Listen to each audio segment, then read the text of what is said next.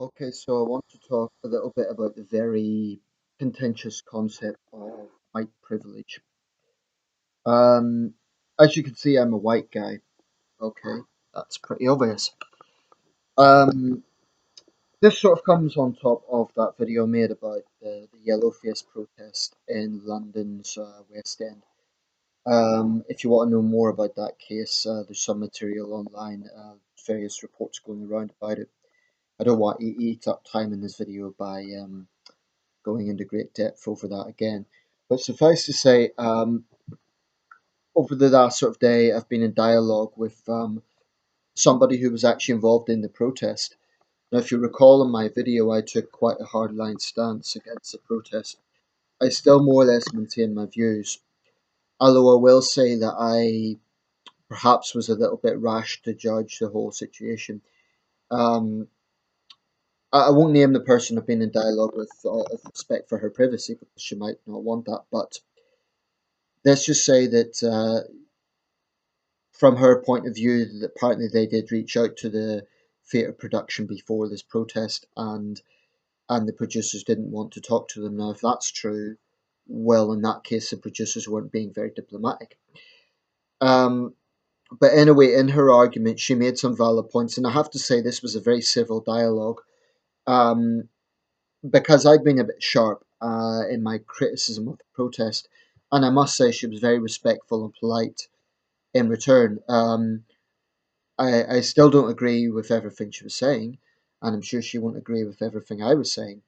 However, at least it was dialogue, and it was very civil. But what one overriding theme of the dialogue was she did touch on the concept of privilege and white privilege, not necessarily aimed at me personally. Like I say, she was quite respectful towards me, but that seemed to be the overriding sort of theme of her argument. Um, this lady was of British Chinese background. Um, I assume I don't know entirely, but just going on her name and what I could see from her profile. Um, but what I would say is that this again ties into the whole victimhood narrative, that it's us against them, that it's the same argument pretty much that I use for why I believe modern Western feminism is divisive, because again, it's about the patriarchy versus um, oppressed women. So the whole white privilege concept is pretty much the same thing. It's basically saying they are privileged and we are not. And in my opinion, that's a very divisive approach to take. I want to tackle this idea, little bit of the background, and then a bit of scrutiny of it, because I do take issue with it.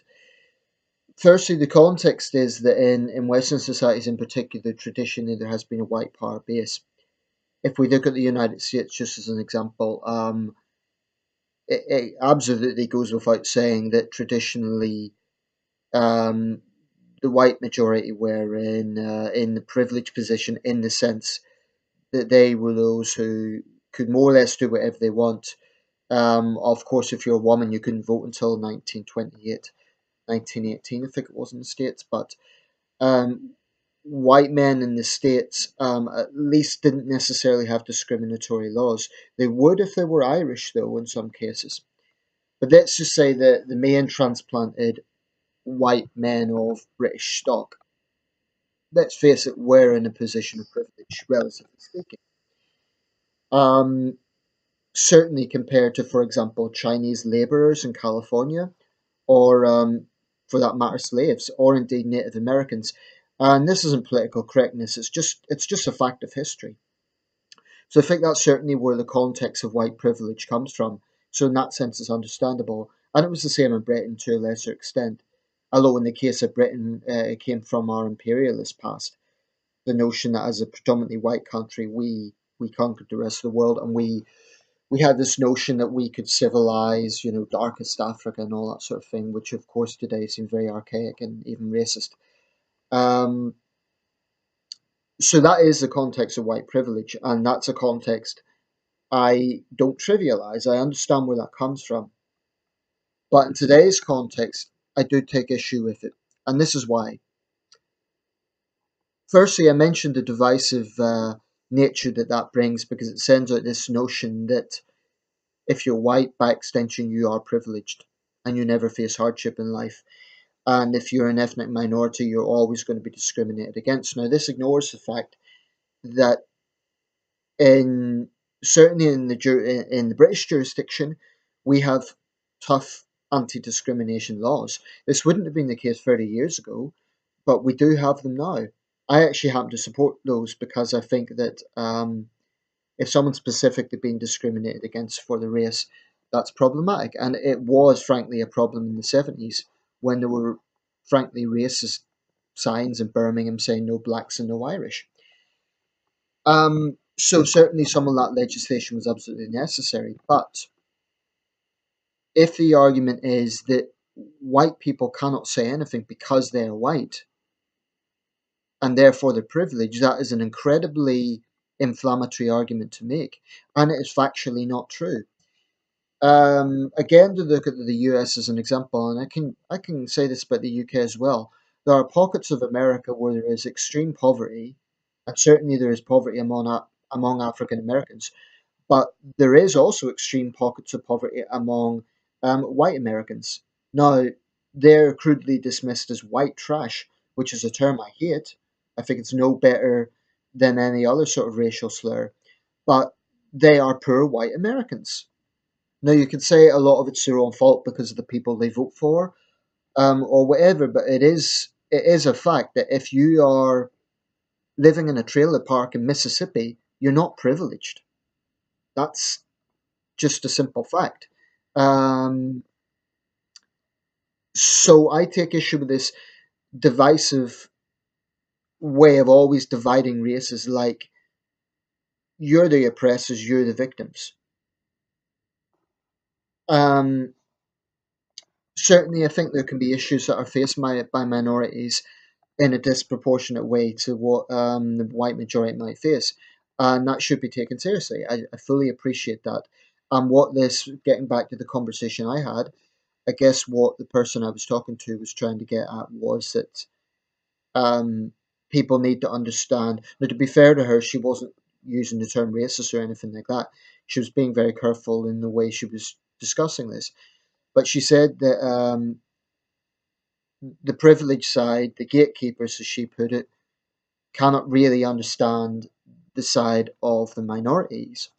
And to be quite honest, maybe she has a point. Maybe as a white guy, I cannot understand that.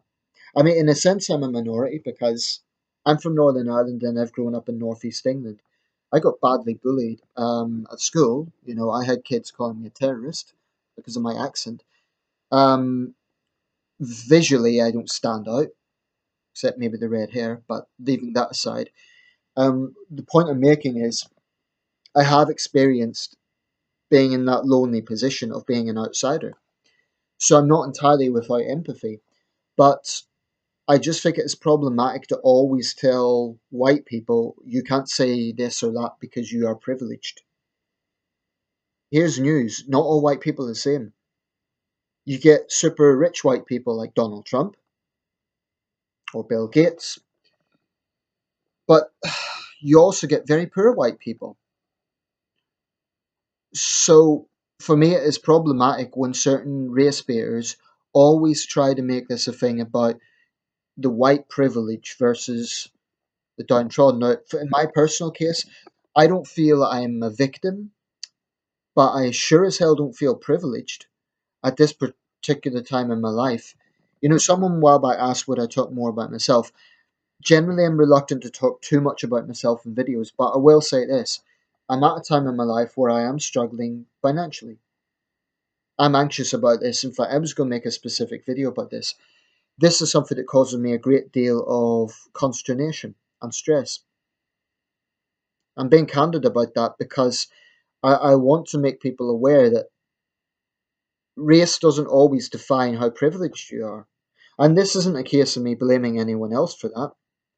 I mean, I totally reject the white supremacist sort of mentality because their logic is for them it's all a racial thing and it's all like, oh, we're seeing white genocide and which I think is a disgraceful misuse of the term. Um, so I don't believe that, but I do reject the notion that all white people are privileged. I think that is just incredibly ignorant, that sort of angle to look at things. And that really works people up because if you do have a white working class person, I'm not saying I'm working class, but if you have a white working class person who maybe is struggling to get by, they would resent that insinuation, especially coming from, let's say, and it might sound like I'm race baiting here, but I'll just say it. Let's say that sort of allegation is coming from a rich black or Asian celebrity. The truth is, in every racial group, you get people who have done well and you get people who have not done so well. So, yeah, I'll leave it there. But basically, the whole idea of white privilege, I think it is problematic in today's context. If you want to talk about historic white privilege, that I appreciate. Now, I'm not saying that everything's equal today. I'm certainly not saying that. All I'm saying is that to present all white people as privileged, because that is the message it sends, is divisive. And all it's going to do is piss people off. It certainly isn't going to build bridges. It certainly isn't going to get white people who are against racism to feel more sympathy, because they'll just think, well, I'm against racism, but you're saying I'm privileged. And maybe they're not privileged. So just think about that.